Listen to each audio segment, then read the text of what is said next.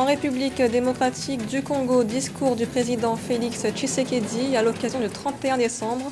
Un discours axé sur les projets de développement socio-économique dans l'objectif de rendre le pays prospère en 2022. Au Gabon, le président Ali Bongo Ondimba a également formulé ses vœux pour la nouvelle année. Il a notamment annoncé l'adhésion du pays au Commonwealth en 2022 et des mesures dans divers secteurs pour diminuer le taux de chômage des jeunes. Et puis au Bénin, l'augmentation salariale fait débat, une hausse des salaires attendue par les salariés des secteurs privés et publics. La mesure est prévue dans le programme d'action 2021-2026 du gouvernement. Mais d'abord, en Afrique du Sud, un violent incendie a ravagé le Parlement du Cap ce dimanche. Le feu s'est déclaré vers 5h heure locale. Une partie du toit du bâtiment s'est effondrée. Les feux ont également gravement endommagé une précieuse collection de livres et la copie originale du premier hymne national chanté pendant l'apartheid dans une langue locale, l'afrikaans. L'origine de l'incendie est encore inconnue. Aucune victime n'a été signalée pour l'instant. Selon le président Cyril Ramaphosa, qui s'est rendu sur place, une personne a été arrêtée. Le 31 décembre, l'occasion pour les chefs de l'État d'adresser leurs vœux à leurs compatriotes. Lors de son discours, le président de la République démocratique du Congo, Félix Tshisekedi, a mis l'accent sur les projets de développement socio-économique et a appelé à un effort citoyen pour faire du pays un havre de paix, de prospérité et de progrès social. Milfred Diamou. Plan de relance économique, développement social, sanitaire et environnemental, le président Félix Tshisekedi réaffirme son engagement à œuvrer en faveur de ces projets en vue de faire de la République démocratique du Congo un pays prospère en 2022. C'était au cours de son message à la nation du Nouvel An, dressé le 31 décembre 2021. J'aimerais par ces vœux vous réitérer l'engagement que j'ai pris devant l'Assemblée nationale et le Sénat réunis en congrès, qui est d'œuvrer dans le sens de rendre à la République démocratique du Congo ses lettres de noblesse. C'est uniquement par la conjugaison de nos efforts à tous que nous y parviendrons et que nous ferons de cette terre richement bénie un réel havre de paix, de prospérité et de progrès social. Je resterai toujours proche de vos préoccupations et tâcherai d'y répondre durablement, dans le cadre notamment du programme de développement à la base des 145 territoires. Des projets de sécurité, d'éducation, de bonne gouvernance, d'autonomisation des femmes et jeunes, d'amélioration des conditions de vie des populations, de santé, de renforcement des partenariats ont véhiculé le discours du chef de l'État congolais. Le président Tshisekedi a appelé à redoubler d'efforts dans la protection des droits des femmes au milieu de l'insécurité grandissante dans le nord-est du pays. Cette nouvelle année devra, plus que jamais, être marquée par la poursuite des réformes menées dans le sens de l'amélioration du bien-être des Congolaises et des Congolais. Il s'agit notamment d'augmenter le taux d'instruction et d'alphabétisation de nos enfants, de promouvoir l'autonomisation de nos femmes sur le plan économique, d'optimiser la desserte en eau et électricité dans nos villes et villages, de régénérer et de raffermir notre système de santé, mais également de préserver notre écosystème unique. Soulignant la coopération militaire en cours avec l'Ouganda contre les rebelles des forces démocratiques alliées en République démocratique du Congo, le président Tshisekedi a félicité le rôle joué par son pays dans la lutte contre le terrorisme en Afrique, ainsi que des progrès réalisés contre le changement climatique. Discours également du président Roch-Marc Christian Kaboré au Burkina Faso. Le chef de l'État a fait le point sur la situation sécuritaire et économique du pays. Il a notamment souligné l'urgence de renforcer les capacités tactiques des unités de défense et a annoncé, malgré la situation sécuritaire, un taux de croissance de l'économie de 2%. Victoria Sedji. C'est un discours d'hommage et d'éloge qui ouvre la séquence. Hommage aux martyrs de la République, aux nombreux disparus des attaques terroristes à répétition qui ont encore ébranlé la nation burkinabé en 2021, année où le changement était pourtant très attendu. À l'occasion du Nouvel An qui marque le début d'une nouvelle histoire, le Burkina Faso doit encore essayer de tourner la page, de faire le deuil. L'année 2021 s'est achevée sur une note sécuritaire déplorable. Pour 2022, le chef suprême des armées, dans son message à la nation ce 31 décembre, souligne l'urgence de renforcer les capacités tactiques et opérationnelles des unités de défense. J'exprime ma compassion et ma solidarité à toutes les personnes affectées par cette situation. C'est le lieu pour moi de saluer et d'encourager nos forces de défense et de sécurité, ainsi que nos volontaires pour la défense de la patrie, pour leur engagement exemplaire sur le théâtre des opérations. Si au plan sécuritaire, les Burkinabés ont dû broyer du noir, l'année 2021 au plan économique s'est à contrario achevé sur un score encourageant.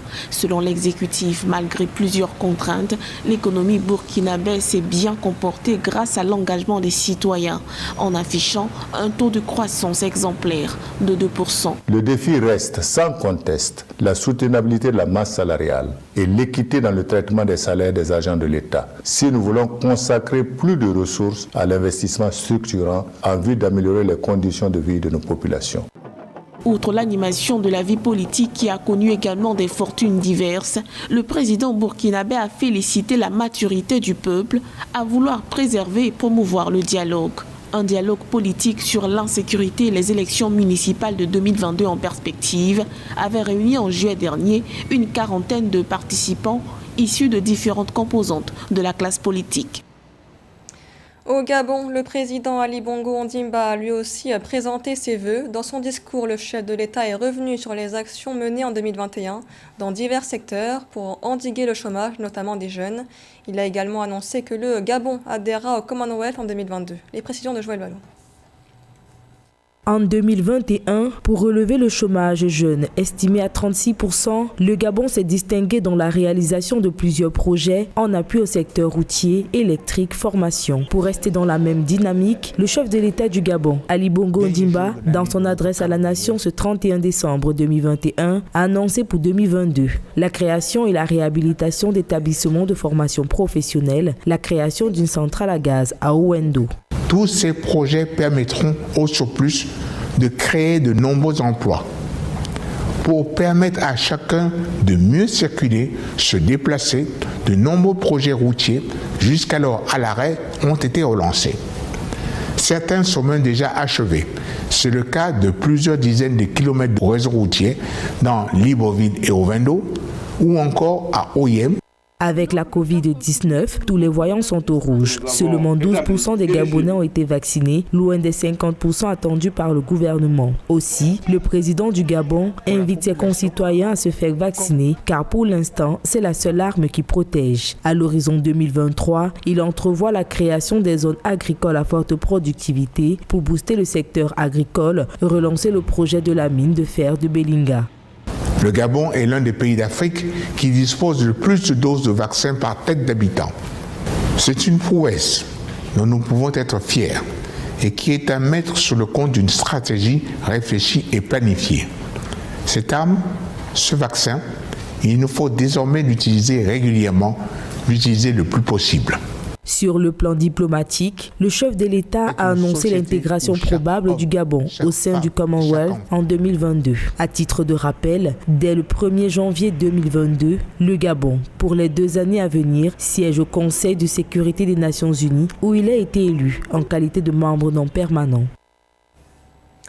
Et dans l'actualité également, en Centrafrique, le SMIC a été revalorisé après plus de 30 ans. L'annonce a été faite par un décret ce 31 décembre du président Faustin Archange Touadéra. Un décret qui revalorise également le salaire minimum agricole garanti, le SMAG, une hausse du salaire minimum réclamée depuis longtemps par les syndicats de travailleurs qui exigent qu'il atteigne 40%. Le président a notamment rappelé dans son discours que malgré un contexte économique difficile, le gouvernement continue à travailler pour améliorer les conditions de vie des citoyens. Et revalorisation salariale également au Bénin pour 2022. Le président Patrice Talon l'a officiellement annoncé dans son discours, une hausse salariale particulièrement attendue par les fonctionnaires du secteur privé et public. La mesure est prévue dans le programme d'action du gouvernement 2021-2026. Reportage de notre correspondant Lev Sionou. Au Bénin, les fonctionnaires du secteur privé et public se plaignent de leur salaire. Face à la hausse des prix de nombreux produits alimentaires de première nécessité, le débat sur la revalorisation de l'indice salarial et du salaire minimum est relancé au cours de l'année 2021.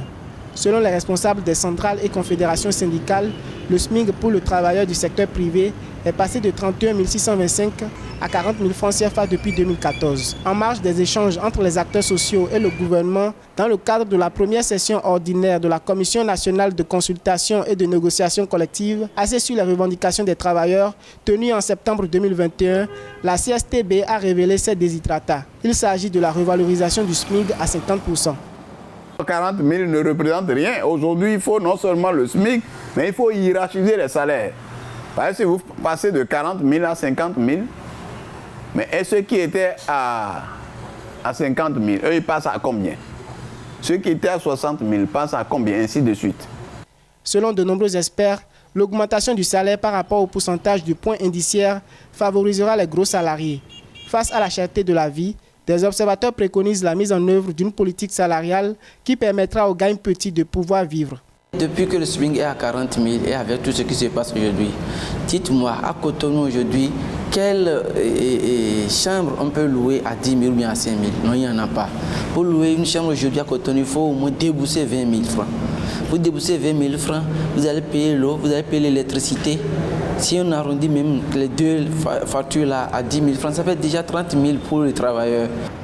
A noter qu'à travers le PAG 2021-2026, adopté en Conseil des ministres, le gouvernement béninois entend procéder à l'augmentation des salaires des travailleurs. Les 20 et 21 décembre dernier, la Guinée accueillait le Salon de l'Industrie de Guinée, une première édition organisée par le biais d'un partenariat entre la Guinée et l'ONUDI, organisme de l'ONU pour la promotion du développement industriel. Le thème de l'événement était « Industrie et chaîne de valeur, vecteur de croissance inclusive ». Les précisions de Philomentine. Le cadre de la coopération entre l'ONUDI et la Guinée est fondé sur des initiatives visant à renforcer l'agro-industrie, l'agro-business, renforcer le cadre de politique industrielle et de compétitivité des entreprises. Ce partenariat en phase aux objectifs et aux priorités de développement industriel du pays implique en outre tous les partenaires au développement concernés par la question, mais aussi et surtout le secteur privé guinéen. L'organisation onusienne a co-organisé la première édition du Salon de l'Industrie de Guinée les 20 et 21 décembre dernier. Nous avons d'abord aidé le pays à réaliser ce diagnostic industriel qui est un départ pour nous important du cycle de formulation d'une bonne politique de développement industriel. Donc par la suite, nous allons poursuivre les efforts dans le sens d'aboutir à cette politique. Au niveau de la Guinée, l'ONUDI favorise entre autres le partenariat multipartite autour de la question de l'industrialisation durable et facilite le dialogue sur le développement industriel. Elle participe au processus favorisant l'emploi des jeunes, l'autonomisation des femmes et l'accès inclusif à l'énergie. Nous avons également, dans notre cadre de coopération, un focus sur les questions d'emploi des jeunes et de l'autonomisation des femmes à travers le développement de l'entrepreneuriat et la promotion de l'accès à des emplois productifs à travers le renforcement des capacités. Selon l'ONUDI, le tissu industriel du secteur privé guinéen n'est pas des plus compétitifs sur son marché, encore moins sur d'autres. Afin de tirer profit de la ZLECAf, qui ouvrira l'accès à un marché d'1,2 milliard de consommateurs, l'organisation indique que le renforcement des compétitivités du secteur privé guinéen est plus que nécessaire. Ce journal a été réalisé par l'ensemble de la rédaction. Merci de l'avoir suivi. L'information continue sur Africa 24.